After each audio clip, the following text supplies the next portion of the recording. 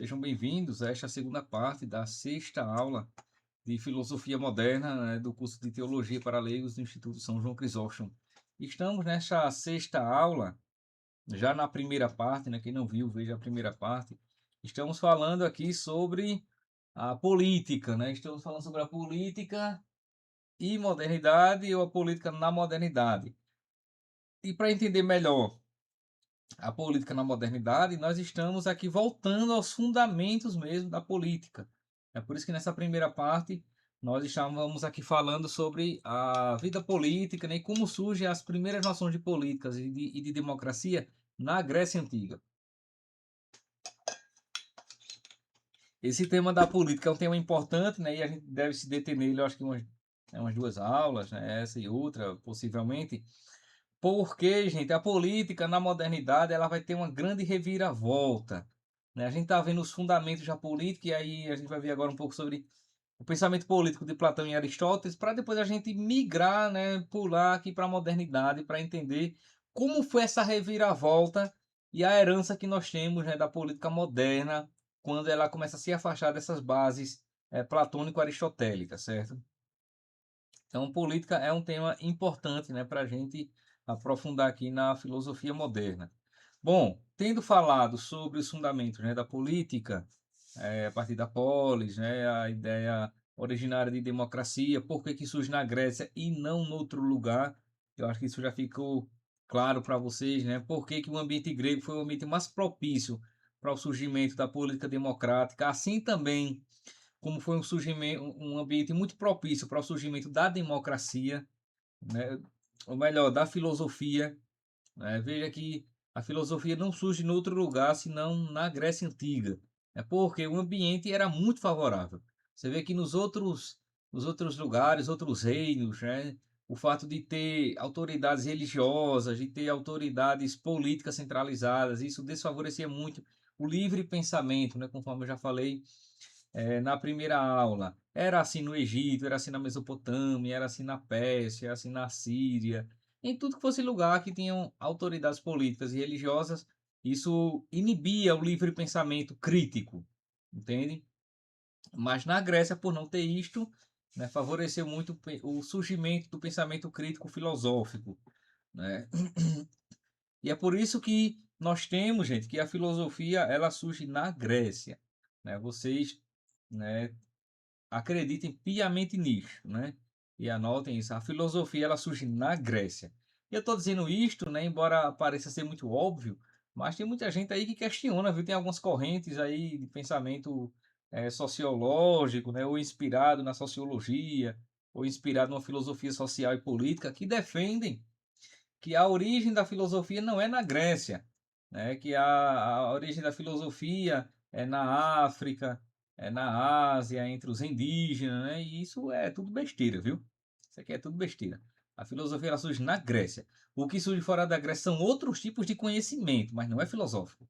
Tem o conhecimento matemático, que é muito desenvolvido no Egito e na Mesopotâmia, sem sombra de dúvida, né? Nós temos conhecimento da agricultura, da metalurgia, né? Nós temos da mineralogia, nós temos muitos conhecimentos da astronomia, né? Fora da Grécia. Nós temos, indubitavelmente, né? Da medicina. Agora, filosofia mesmo é um negócio grego. Isso aí não tem paralelo, não é? Quem quer que pense ou diga diferente disso aí, anátema cite, certo? Já vou deixar aqui já decretado, anátema cite é late sententia, né? Já para a pessoa não escapar. Aí depois vocês, né, traduzem isso aí, anátema cite, né, por late sententia. Pronto, é isto. Então a filosofia, ela surge na Grécia. A filosofia é um negócio grego. Não surge na África nem em qualquer outro continente. É na Grécia. E as pessoas que defendem que a filosofia surge na Grécia, surge na África, por exemplo, né? A filosofia ela é africana. Não, não é. Ali nós temos outros tipos de conhecimento, mas não é o conhecimento filosófico, né? E mesmo quando você pergunta, tá, mas quem é o filósofo africano? Porque da antiguidade nós temos Santo Agostinho, né? Mas quem é o outro? Não, não se tem, né? Não se tem. Então a filosofia ela surge na Grécia. E isso porque nos reinos africanos que eram extremamente hierárquicos do ponto de vista político e militar, e religioso, uma hierarquia muito rígida, né? Isso era muito comum, ainda é, na verdade, né? Nos reinos africanos, países africanos, aí as hierarquias são muito rígidas, né? Sejam religiosas, sejam políticas, militares, são muito rigorosas. Então isso também inibia muito o livre pensamento, né? Por isso que, né, não tem uma experiência democrática, assim, uma experiência filosófica como nós temos na Grécia Antiga. Isso na África, na Ásia era assim, entre os povos indígenas também era assim. Então, a Grécia, nesse sentido, se sobressaiu em relação aos demais povos por cultivar essa tolerância ao livre pensamento, gente. Certo? E sem contar que a própria palavra filosofia é uma palavra grega, né? Filosofia. Aí quando às vezes eu vejo a pessoa dizendo assim, ah, a filosofia não surgiu na Grécia, a filosofia surgiu na África. Eu digo, rapaz, você está dizendo que a filosofia surgiu na África usando uma palavra grega. Não é melhor inventar outro nome, né? Porque se você falar filosofia africana, você já, né, eurocentrizou já. Não dá para fugir disso aí. É tudo besteira. Agora, assim, só a título de curiosidade, não se poderia falar sei lá, assim, um pensamento africano, um pensamento chinês, a filosofia nesse sentido, assim, Sim, não exatamente como nós conhecemos o a termo filosofia aqui no filosofia. Ocidente. Claro que sim, com certeza. O continente africano é muito rico em produção de conhecimento. O continente africano, o continente asiático é muito rico. Você vê que a matemática evoluiu muito na. Se a Marli tivesse aqui, até colocar a Marli para comentar um pouco sobre isso aí, sobre a história da matemática, né? Cadê a Marli? Ah, tá vendo? A Marli e Josiane, ou tudo sumido. Eu lembrei de É, Dona Marlene, quando o senhor falou em matemática, eu disse, não, para casa da Dona Marlene, não é, rapaz. Logo a gente tá precisando dela aqui, ela não faz falta, muito repare. falta. É, É, negócio dela de castigo. Então, veja que na história da matemática, gente, a África, sobretudo o Egito, que é no norte africano, né? O Egito tem uma contribuição muito grande. A matemática, né, com os sistemas sexagenários que surgem ali no Egito, que, claro, tinha fins práticos utilitários, né, que era sobretudo para mensurar as cheias do rio Nilo, né, para ver quando podia plantar, quando não, enfim, né? Mas teve uma evolução muito grande ali no norte do Egito, no norte africano, no Egito, em Alexandria, como também na Mesopotâmia, né? E tem um desenvolvimento muito grande, astronomia e tudo mais. Na China nós temos, por exemplo, Confúcio, né? Que está ali no quinto século antes de Cristo, Confúcio. Mas ali em Confúcio nós temos mais um pensamento moral, o que hoje nós chamamos de filosofia moral, né?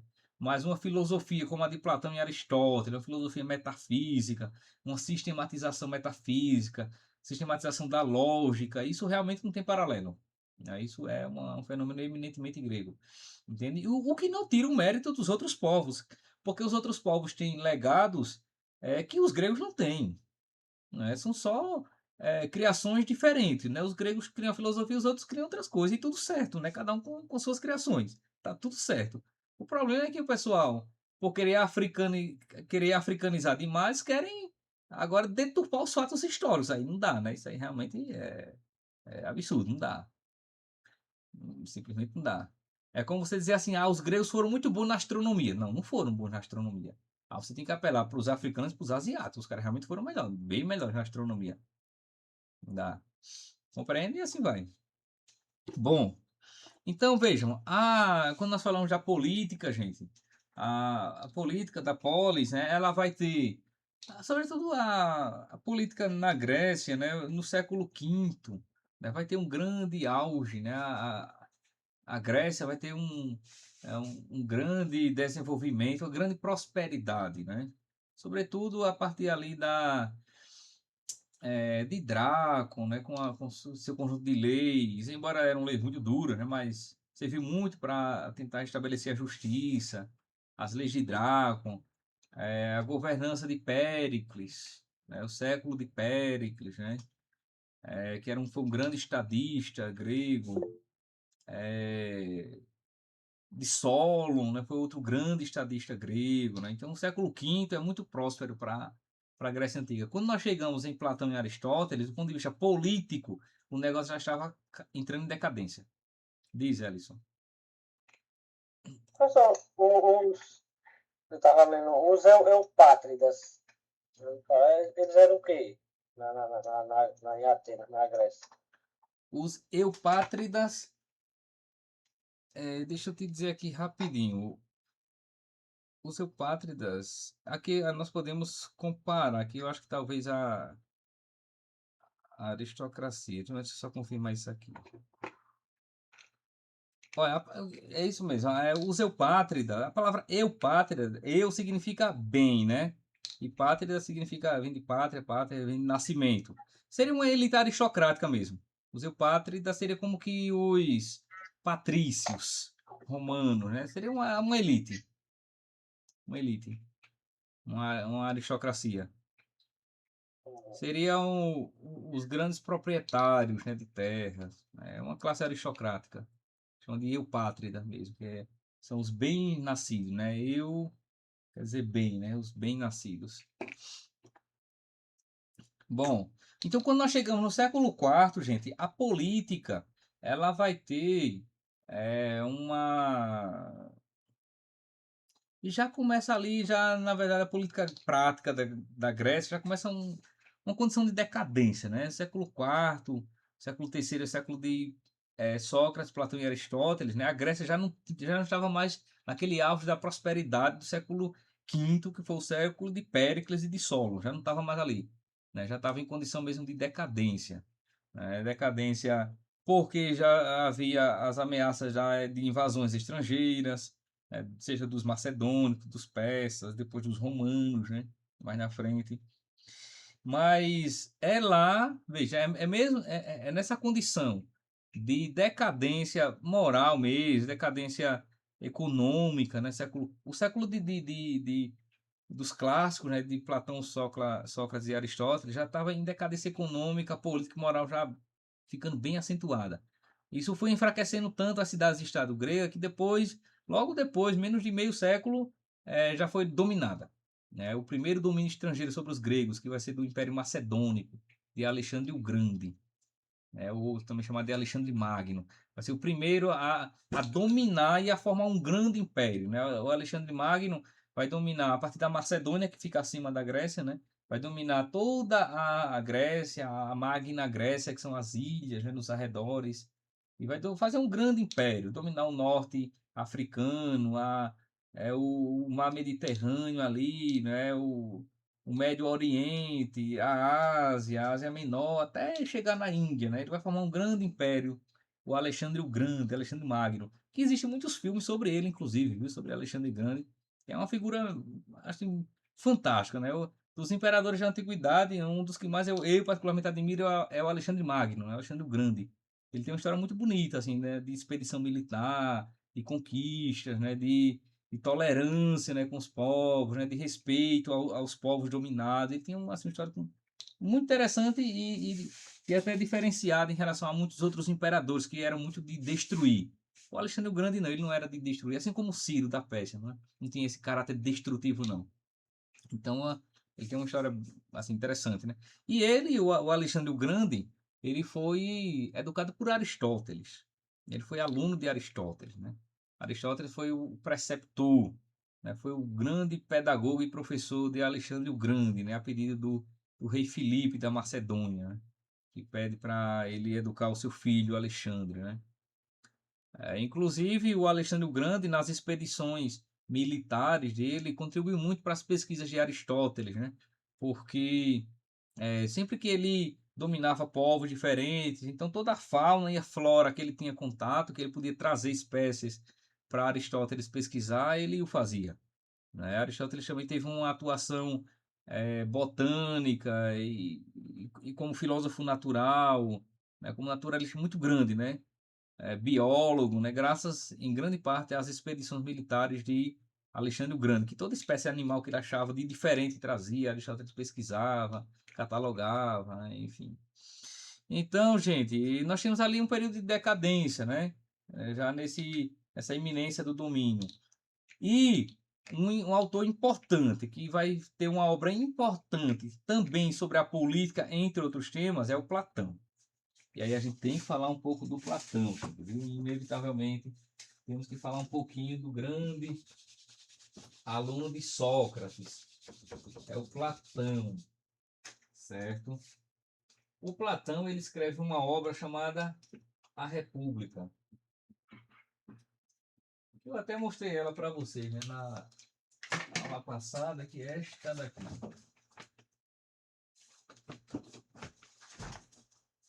A República. Eu estou aqui com a edição Os Pensadores, mas tem ela em outras edições, né, claro. A República de Platão. Nessa República, né, é onde o Platão ele formula, né, a sua grande teoria política, né, da cidade ideal. O Platão ele é um idealista. Né? Idealista quer dizer que ele concebe a coisa muito mais nas ideias do que na prática. Né? Primeiro ele concebe nas ideias, no mundo ideal, para depois se tornar prática. Né? O Platão ele formula, né, uma teoria política, uma cidade ideal de como deve ser a cidade. E alguns elementos que o Platão ele formula, gente, para a vida política são elementos muito importantes e eu acho até que se levasse em conta, né, muito da teoria platônica, eu acho que a gente teria uma vida política moderna, contemporânea, muito melhor do que o que nós temos, viu? Porque, veja, primeiro, o Platão vai fazer um paralelo entre a alma e a cidade, entre a alma e a vida política, né? Entre a organização político-estatal. Aí vamos lá. Primeiro, o Platão ele tem e aí eu vou trazer todas as teorias de Platão, obviamente, né? Mas uma teoria importante para o que nós estamos aqui falando é a sua teoria política, certo? Aí a sua teoria política, ela está ligada, né, com a outra teoria, que é a teoria da alma. Platão ele pensa a cidade a partir do pensamento que ele tem acerca da alma humana. É como que pensando um macrocosmos a partir do microcosmos. É pensar a cidade a partir do próprio indivíduo social. Então, na alma, veja, essa teoria da alma de Platão, ele divide a alma em três partes, certo? Platão divide a alma em três partes. Ou pode-se falar em três almas, como se o homem tivesse três almas. Mas na verdade é uma só que com três partes, né? Aí nós temos a alma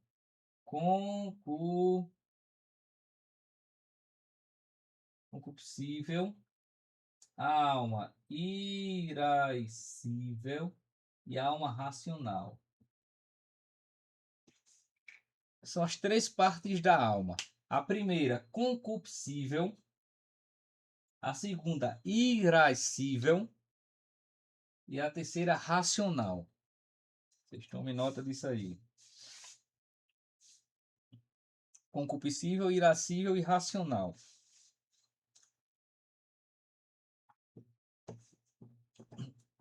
Esta parte da alma, ela é responsável pelos desejos, certo? Vocês podem colocar aqui, a concupiscível, pelos desejos. A alma irascível, né? A parte irascível é aquela parte mais responsável pelos sentimentos. Pelos sentimentos. E a racional é a parte responsável pela própria razão. Certo? Pela própria razão. Aí veja. Esta tripartição aqui da alma, ela vai ter uma correspondência com uma tripartição que ele faz também na cidade, na organização. Porque o Platão ele vai dividir a classe, ou melhor, o Estado político mesmo, também em três partes. Né? Nós temos os trabalhadores, depois nós temos os militares, depois nós temos os governantes. A cidade, para Platão, tem três classes. A classe dos trabalhadores, dos guerreiros, que são os militares, e a dos governantes. Certo? E essas três partes da cidade correspondem às três partes da alma. Por quê? essa parte concupiscível, que é a parte mais material, a parte que está mais ali com os desejos, próximo da matéria, Platão vai correlacionar isso com os trabalhadores. A parte irascível dos sentimentos e emoções, né, a parte mais impulsiva, assim, né, onde tá o ânimo, onde está a coragem, ele vai relacionar isso com os militares. E a parte racional, ele vai relacionar isso com os governantes. Ou seja, e aí quero focar aqui sobretudo no governante. O governante, gente, é aquela pessoa que dentro da cidade tem que estar entre os que são mais racionais. Platão pensa que o governante tem que ser uma pessoa treinada e educada para agir sempre conforme a razão. Ele não deve governar pensando nos desejos próprios, nos sentimentos próprios, nos interesses próprios, nada disso. Ele tem que governar com a razão, com sensatez, né? Procurando sempre o que é racional fazer. Né? O governante, para Platão, ele não pode agir por impulsos, como também não pode agir por interesses particulares. Não, ele tem que agir conforme a razão. Agora, para que ele haja, para que ele seja uma pessoa racional, ele tem que ser educado para ser uma pessoa racional. Aí, quando na teoria da educação, né, platônica, ele coloca que aquela pessoa, para se tornar política, né, para se tornar governante, ele tem que ser educado de tal forma nas virtudes, na música, na ginástica, na dialética, na matemática, na filosofia, que o último estado assim do conhecimento leva ele a ser político. Então o rei ou o governante, ele tem que ser alguém que é filósofo.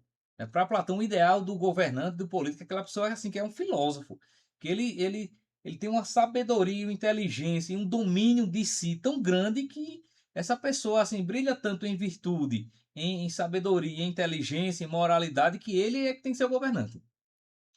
Não se pode colocar qualquer um para governar, porque Platão pensa assim, gente, olha, se colocar qualquer pessoa para governar, aquela pessoa que não tem autodomínio, que não tem inteligência, aquela pessoa que não tem autocontrole, que não tem moralidade, né? Se colocar essa pessoa, ela vai envenenar a cidade, ela vai esculhambar com a cidade, ela vai enfraquecer a cidade, né? A cidade vai entrar em decadência, porque a pessoa é decadente. Então Platão pensa assim, ó, se você quiser uma cidade bem estruturada, você tem que colocar pessoas bem estruturadas lá para governar.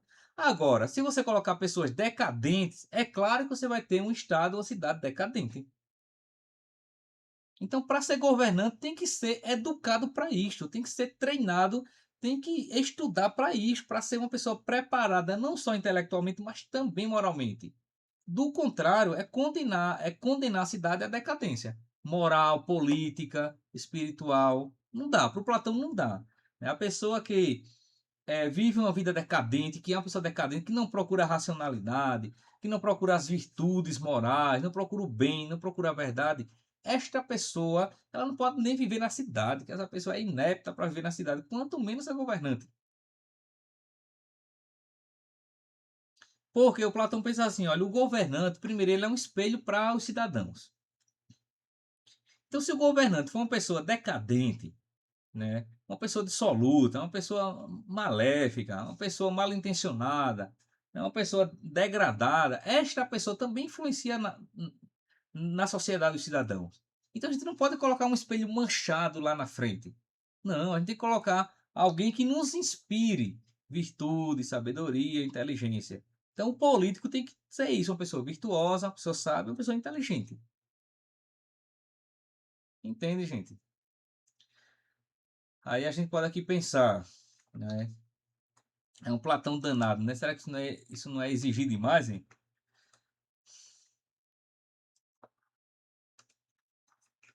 Será que o Platão não idealizou demais, não tá utópico demais para ser verdade? Fica difícil achar gente assim para governar, né não? Diga aí. Achar gente assim, misericórdia. O cara tem que... Geralmente é totalmente o contrário, né? Eu ia falar isso agora. Principalmente eu não sei nos outros países, mas aqui no Brasil é o contrário. Camaradas não termina nem o ensino médio, vira prefeito, vira governador, vira vereador, não sei como é Vira que dessa não. presidente, vira Agora, tudo. o cara vê uns caras vereador, não consegue nem falar direito, não sabe nem ler direito. Não sabe como é que é dessa. Por isso É. que o Brasil vai para frente. Não, e o pior que isso é não só assim esse problema intelectual, mas é mais a degradação moral mesmo, né? Porque digamos que o cara assim, ele não fosse um bom orador, não fosse, mas se fosse uma pessoa honesta, uma pessoa de visão administrativa, que sabe administrar bem, que seja uma pessoa honesta, né? Que contra ele não pese nada de negativo. A gente teria um bom político. Mas o problema é que nós temos pessoas que muitas vezes carecem de uma boa formação intelectual e é provido de uma grande decadência moral, né? Ainda é pior. Diz, Sayonara. Eu também ia comentar isso, né? A questão intelectual é importante e a moral ainda é mais agravante, né? Mas não era isso que eu ia falar, não. Eu ia dizer assim, e em governar em benefícios próprios. Será que a gente já viu isso aqui no Brasil? Diga aí.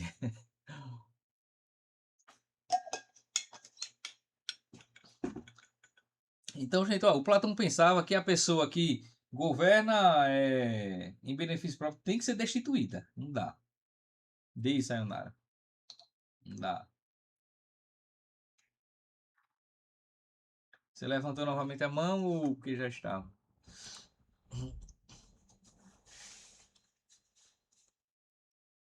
Bom, Já que ela vai falar, eu falo então. fala, Jéssica Erlando, diz aí. Veja, professor, sim, a gente fala sobre o que Platão pensava, mas ainda assim é algo distópico, sem a graça de Deus. Um cristão, somente um cristão chegaria a essa perfeição. Mesmo que um ser humano, mas ele é bonzinho, ele tem uma moral, certo? Mas sem Deus, sem realmente entender o temor a Deus, a gente não teria nunca esse político dessa forma, não. Sim. Pronto, quem vai pensar já uma teoria política somado a este aspecto espiritual é Santo Tomás, né? Santo Tomás. Embora quando Santo Tomás ele está pensando ali a sua teoria política muito sobre bases aristotélicas, ele pensa essa teoria política, né, o Estado político, como um espaço, né, uma organização dotada de racionalidade, de moralidade, de virtude, tendo como propósito fundamental a busca do bem comum, porque isso é o que há de mais fundamental, né, na governança pública, é o interesse comum prevalecer sobre qualquer interesse particular. Que inclusive nós temos isso no direito, né, no direito administrativo, né, Felipe, né, Aldo? Nós temos isso aí no direito administrativo, e isso vem lá de Aristóteles, viu? Aristóteles já dizia isto, né, que também Santo Tomás repete isso, que o direito, que o bem comum deve prevalecer sobre os interesses individuais. Que isso também faz parte da doutrina social da igreja. Essa ideia de que o bem comum deve prevalecer. Aí, isso tem essa ideia do bem comum, né? Tanto vem de Platão, tanto vem de Aristóteles, quanto Santo Tomás, quanto na própria doutrina social da igreja. Se somasse a isso o aspecto espiritual, aí seria realmente, Jéssica, o estado perfeito, né? Estado perfeito. Diz, Aqui no Megazord, né? Mas uma cadeira manca. O cara tem uma visão social, mas falta o espiritual. Então tem algo obscuro nele que vai levá-lo a cair, se ele não se domina. Diz, Ellison. Professor, será que aquilo que o senhor falou, né, dos governantes, além de não ter o intelectual, também não ter assim, a moral, né, ter aquele, ser aquele malandro, aquela, né? Será que não vem um pouco do que a gente falou da outra aula, de Maquiavel, né, no pensamento ali de Maquiavel? Sim, a gente vai falar um pouco sobre ele na próxima aula, né? A teoria política do Maquiavel é lá que nós vamos ter uma dissociação entre política e ética, né? Embora não é que o Maquiavel mandava o povo ser antiético, não, né? Não é que ele estimulava, não. É porque ele reconhecia que na prática era assim. Porque, na verdade, nós temos ali uma ciência política que nasce com Maquiavel para reconhecer como a política realmente é. Pelo menos naquele tempo, né? Então, naquele tempo ali de Maquiavel, havia uma dissociação entre política e ética. E ele reconhece isso e escreve na obra O Príncipe, né? Que há isto. Aí, esta teoria maquiavélica, né, da política, dissociada tanto da ética quanto também da religião, é o que nós temos hoje em dia. A nossa política contemporânea é uma política que se dissocia e ela caminha por si só. E aí, Jéssica, é isso que você falava, né? O aspecto espiritual, ela já não está mais entrelaçado com o aspecto político. Mas se a gente volta, por exemplo, numa teoria política de Santo Agostinho, que também tem uma teoria política importante, né? Isso está presente na obra dele, A Cidade de Deus. Lá nós temos que o governante, além desses aspectos, tem que ter somado a isto, né, o amor pela cidade de Deus, que é o aspecto espiritual. Né? Porque há como que duas cidades, né, que coabitam, a cidade dos homens e a cidade de Deus, que é a cidade simplesmente política, né, civilização, e a cidade espiritual que está ali ao mesmo tempo, junto, né, e vão crescendo juntos. E a gente deve alimentar mais, deve alimentar a cidade dos homens, né, com tudo que condiz, mas também a cidade de Deus, que é o aspecto espiritual, porque é esta cidadania que nos levará para um outro estado, que é o estado de salvação, o estado eterno e tudo mais, né? Então, a teoria política de Santo Agostinho, como também na de Santo Tomás, o aspecto político se relaciona ao aspecto moral, se relaciona também com o aspecto espiritual. Aí, na política moderna, a partir do século XVI para frente, onde nós vamos ter a separação disso tudo, que é a política dos nossos dias. Essa política que herda da modernidade. Por isso que a gente está voltando para a modernidade e para os primórdios para entender como a nossa política funciona aí hoje em dia. Diz, Sayonara. A Jéssica. Então, vou eu de novo. Isso que o senhor falou me lembra muito, na prática, que Dom Bosco, quando ele falava que devemos ser bons cristãos e honestos cidadãos. É a questão do espiritual e moral também, porque são ligadas. Não há como ser um bom cristão que não segue as leis, que não faz tudo direitinho, que tem aquele jeitinho brasileiro. Isso não é uma forma cristã de se portar. Exatamente. O bom cristão, isso, a doutrina social da igreja também já fala isso. Um bom cristão, ele tem que ser um bom cidadão. Não dá para a pessoa buscar a santidade e poluir na rua, né? Jogando, come pipoca e joga o saco na rua. Aí não dá. Usando o programa pirata, tanta coisa que a gente acha que é normal, coisas pequenininhas burlando ali o sistema, mas são pequenos detalhes. Não dá para a pessoa buscar a santidade e mandar fazer um gato na energia dela, né? Não pode fazer um negócio desse, né? Fazer um gato. O único gato que tem que ter na casa da pessoa é só a pessoa mesmo e pronto, né? Mas fora isso não tem que ter, né? Não, Rafa, diga aí. Aí eu imagino, o cara tá lá comungando, né, da Eucaristia e com um gato dentro de casa e não dá, simplesmente não dá. Só se for um animalzinho, né, como a Jéssica tem aí, um gato animal. Mas gato na energia não pode, nem Tem um nada. bocado de gato aqui, mas é gato de verdade. Pronto. Aí eles tinham essa ideia política, né, de que a dimensão espiritual tem que se relacionar, coabitar com a dimensão moral, com essa dimensão cidadã. Isso aí tudo se relaciona intrinsecamente, inclusive, né? Não dá para separar, não. Você vê que, por exemplo, a pessoa que pretende ser um bom cristão, uma pessoa convertida, né, uma pessoa de Deus, ela não pode estar burlando, não pode estar com espertice, com malandragem, não pode estar furando fila, não pode estar furando fila. Não pode estar se beneficiando de jeitinhos ali, né, para favorecê-la. Não pode estar com enrolada, não pode não pagar as pessoas. A pessoa não pode ser santo devendo alguém, não pode. O cara quer ser santo, mas deve. Compra e não paga, não pode. Isso leva para o inferno de cabeça para baixo. Não dá para fazer isso aí. Entende, gente? Então, você é patrão, você tem que pagar, está na doutrina social, você tem que pagar em Deus seus funcionários. Você tem que ser justo, honesto, pagar o que é justo, o que é devido, né, sem atrasar, porque ninguém gosta de ter seu salário atrasado. Aí o cara é cristão, católico, comunga ali direitinho, certinho, mas deixa o funcionário sem a feira da semana. Não pode, não pode. Então, a teoria política cristã correlaciona isso de modo muito intrínseco. A dimensão espiritual, política e moral tem que coabitar em tudo junto ali. E ser um bom cidadão, como dizia o Dom Bosco, né? Ser um bom cristão é também ser Um bom cidadão se reflete, né? Madre Teresa também falava bastante disso, né? Entendem, gente? Bom, então veja, em Platão nós temos esse ideal de Estado, esse ideal político, né? O ideal de uma cidade que deve ser governada por pessoas racionais e virtuosas, viu, gente?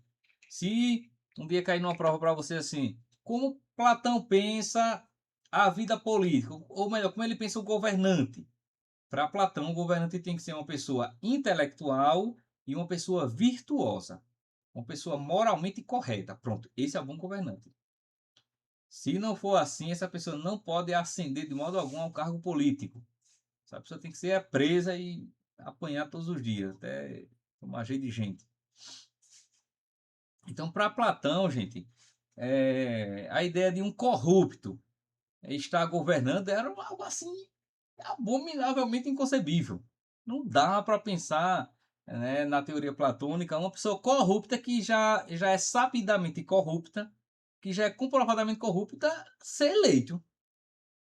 Isso é algo assim inimaginável. Porque a Ô, pessoa que é professor, assim, ela não pode nem pensar em se candidatar, quanto menos ser eleita, né? ô, professor, e nessa questão da pessoa ser, como é que eu digo? Ser uma pessoa sábia, né? Na administração, eu me lembrei do livro, né? Eu não sei pronunciar o nome do autor, né? Que é a Revolução dos Bichos, né? Ah, sim, Ele George Orwell. toma a fazenda e depois consegue ser pior do que os É, humanos. exatamente, é uma boa lembrança. Exatamente. Entende, gente? Bom, somados a isto, né, somado ao ideal platônico, né, de cidade, né, de política, que, como eu dizia, né, eu acho que a gente talvez esteja precisando mais de Platão, né, do que de Maquiavel, né, gente, em nossa política nacional. Talvez se a gente tivesse mais platonismo, o negócio poderia estar um pouco melhor. Porque imagine se a gente realmente levasse a sério, olha, o cara é corrupto, o cara é imoral, esse cara é para estar preso, ele não pode nem pensar em ser representante de turma, quanto menos representante público. Até uma eleição para representante da turma, esse cara não pode ganhar. Se a gente pensasse assim, né, tem que ser uma pessoa virtuosa, porque ele tem que servir de exemplo para os cidadãos. O político tem que ser um exemplo para o cidadão, né, de como se deve ser cidadão. Então aquela pessoa é tão honesta que a gente coloca ele para nos governar. Esse é o ideal, né? Aí veja, o Aristóteles, gente, também vai nesta linha platônica, né? O Aristóteles foi o grande discípulo de Platão, como Platão foi o grande discípulo de Sócrates. O Aristóteles, inclusive, ele vai pensar o homem, né, o ser humano, com uma natureza política, né? Isso para o Aristóteles, a politicidade é algo que é inerente à própria natureza. O homem, ele é por natureza político. Para o Aristóteles, política não é uma coisa que o homem simplesmente adota e exerce. Não, o homem, ele tem uma natureza política. Isso faz parte da sua essência. É quando ele dizia que o homem é um animal político. Vocês podem tomar nota disso. Aristóteles define o homem como um animal racional e um animal político. Um zoon logikon e um zoon politikon, certo? É assim que Aristóteles antropologicamente define o ser humano. É um animal racional e um animal político. Isso para o Aristóteles.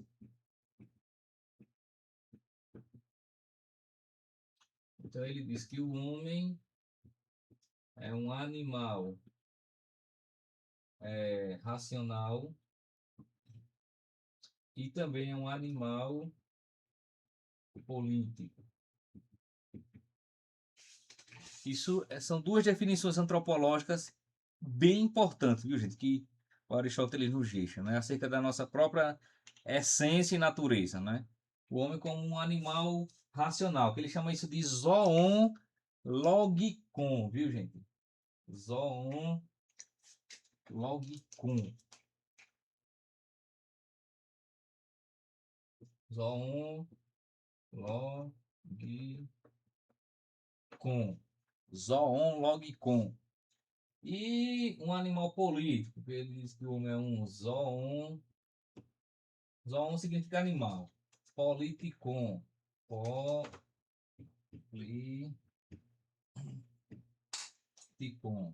zoon politikon. Vocês podem escrever a pronúncia também, né? Zoon logikon ou zoon politikon.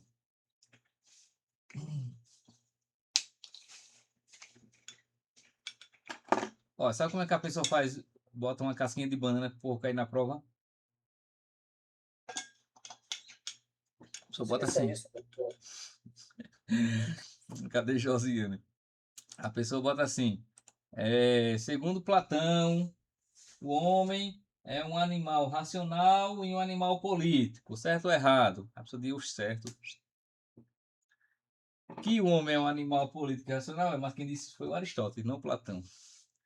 Aí uma confusãozinha trocada de nome assim já para derrubar um bocado. Tá vendo, Jéssica, como a pessoa é do mal?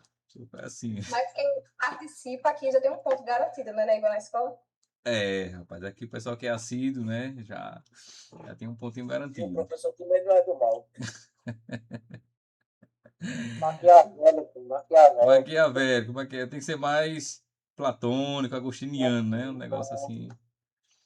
Pode não ser do mal. Então, gente, olha, o Aristóteles, ele pensa que o homem, primeiramente, é um animal racional. É um zoon logikon. Ou seja, o homem, ele é por natureza, por essência, distinto dos demais animais, porque ele é um animal que pensa, que usa o logos. Logikon vem de logos. Logos quer dizer razão, racionalidade, certo? O homem, ele é por natureza, e aí homem quer dizer ser humano, né?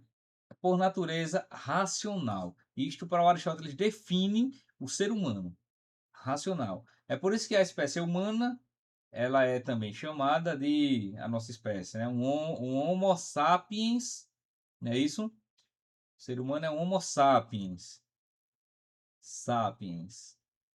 É um Homo sapiens sapiens. Sapiens aparecem duas vezes, viu? É um Homo sapiens sapiens. O que quer dizer que o homem é um Homo sapiens sapiens? Quem lembra disso aí, lá das aulas de biologia? Porque é o homem que sabe, né? Exatamente. Não adianta só Exatamente. saber, tem que saber que ele está sabendo. Exatamente. Então, os outros animais, eles sabem, mas não sabem que sabem. Já o ser humano, ele sabe e sabe que sabe. Compreende? Ele é capaz de autoconsciência, é capaz de pensar o próprio pensamento. Ele é capaz de pensar sobre si próprio e pensar que está pensando. Pronto, isso é uma exclusividade do ser humano, certo? Então, e também ele é um animal político, um zoon politikon, porque o Aristóteles diz assim, olha, o homem não pode viver senão na polis. Ele, para ser humano mesmo, se desenvolver, ele tem que viver em comunidade, em sociedade, em sociabilidade. Com isso, ele está querendo dizer que a sociabilidade é algo natural do ser humano. O ser humano não pode viver isolado. Ele não se desenvolve isoladamente, ele nem sobrevive isoladamente, né? Então, quanto mais racional e social ele for, mais ser humano ele é. Entende? Aí veja, se a gente pensar direitinho, gente, isso aí está totalmente certo, viu? Porque, falando aqui do ponto de vista político, né? Nós precisamos necessariamente para nossa sobrevivência da polis, da cidade, da civilização, né? Nós precisamos de pessoas, de sociabilidade, de sociedade. Você vê que se você colocar qualquer bebezinho sozinho na floresta, ele não sobrevive. Ele tem que ter no mínimo os pais, no mínimo os pais, não é? Aí isso já mostra que o ser humano ele não se desenvolve, não sobrevive sozinho. Ele tem que ter a sociabilidade, tem que ter a sociedade, por menor que seja. Você vê que uma tribo indígena é uma pequena sociedade, mas é uma sociedade. Então você vê que mesmo os índios na floresta formaram comunidades, que não dá para viver sozinho, né? E Deus também, quando criou o homem, né, ele falou, né, que não é bom que o homem esteja só, né? E criou a companheira, né, a mulher. Exatamente. Porque não é bom mesmo que o homem esteja só, né? Ele precisa de pessoas, né? No mínimo de uma companheira, né? No caso aí da formação familiar, né? Então, ele é um animal político porque ele precisa, para a sua própria sobrevivência, da sociabilidade, né? Quanto mais nos socializamos, mais nos desenvolvemos, né? E isso, quando você pensa do ponto de vista... cadê a Sayonara? do ponto de vista até mesmo psicológico, essa é logo agora que eu ia jogar para ela a bola. Quando nós pensamos do ponto de vista até mesmo psicológico, né? Quanto mais nos socializamos, mais nos entendemos a nós próprios. Mais o outro nos revela as nossas perfeições, nossas imperfeições, as nossas carências, os nossos medos, nossos traumas, né? A sociabilidade ela é extremamente necessária para o próprio desenvolvimento e para a saúde mental. Né? Não dá para pensar o ser humano isoladamente, vivendo sozinho. Simplesmente não dá. Você vê que hoje mesmo, se a gente pensar no que nós comemos hoje durante o dia, isso depende de milhares de pessoas. Um simples café que você toma, aquilo depende de centenas de pessoas, desde o cara que plantou o café, ao cara que colheu, que transportou, que vendeu, que embalou, tal, até chegar a gente ir lá comprar. Tem milhares de pessoas por trás de uma simples coisa que a gente consome. Dessa roupa mesmo que nós estamos aqui vestindo, né? Você vê que essa roupa nós não produzimos. A gente precisou do cara que plantou o algodão, que colheu, que transportou, que foi para a fábrica, o cara que fez, né, que teceu, tal, que transformou, que costurou, o cara aí foi o lojista e a gente foi lá comprar. Você vê que tem centenas de atores aí por trás. E isso, coisas muito simples da vida, né? Demonstra essa natureza social imprescindível que nós temos. E isso é assim mesmo nas tribos indígenas, viu, gente? Não é porque nós chamamos na civilização que é assim, não. Mesmo nas tribos indígenas, o princípio de sociabilidade é muito presente, muito forte. Você vê que eles formam pequenas comunidades. A gente volta lá para o comecinho, né? No tempo do Paleolítico, você vê que até o homem das cavernas ali, ele formava pequenos agrupamentos. Ninguém era totalmente isolado, porque só isolado não dá nem para se multiplicar. Né? Tem que ter no mínimo uma companheira. Então a sociabilidade ela é inerente. Aí quando o Aristóteles fala que o ser humano é um animal racional e político, ele reconhece que a nossa natureza é uma natureza intelectiva de pensar, de racionalizar, de procurar sentido para as coisas, de criar cultura, civilização, e a gente faz isso através da razão. A ética mesmo deriva daí, né, do nosso senso de racionalidade, quanto também o nosso caráter social e político. Né? Então, na próxima aula a gente vai continuar daqui, né? Vai só terminar um pouquinho do Aristóteles para pular para a modernidade. Esta nossa sexta aula foi um preâmbulo, né? Um preparo para a política na modernidade, porque a gente vai ver a ruptura em vários aspectos que nós temos na modernidade, com todo este ideal platônico, aristotélico e agostiniano. A gente vai ter essa ruptura e nós somos herdeiros, sobretudo, dessa ruptura, e não dessas bases fundamentais que nós estamos aqui pensando. Gente, perguntem aí alguma coisa, falem. Ou tá tudo certo mesmo? Me digam aí. Hélida, Áquila, Fernanda, Tudo certo. Inaciene, Leonardo, Aldo, André, Vitor Hugo, Jéssica Erlane, Tudo certo, professor? Edson Graça e o Rafael. Tudo certo, tudo certo. Bom, então se tá tudo certo, eu quero ver na prova, viu?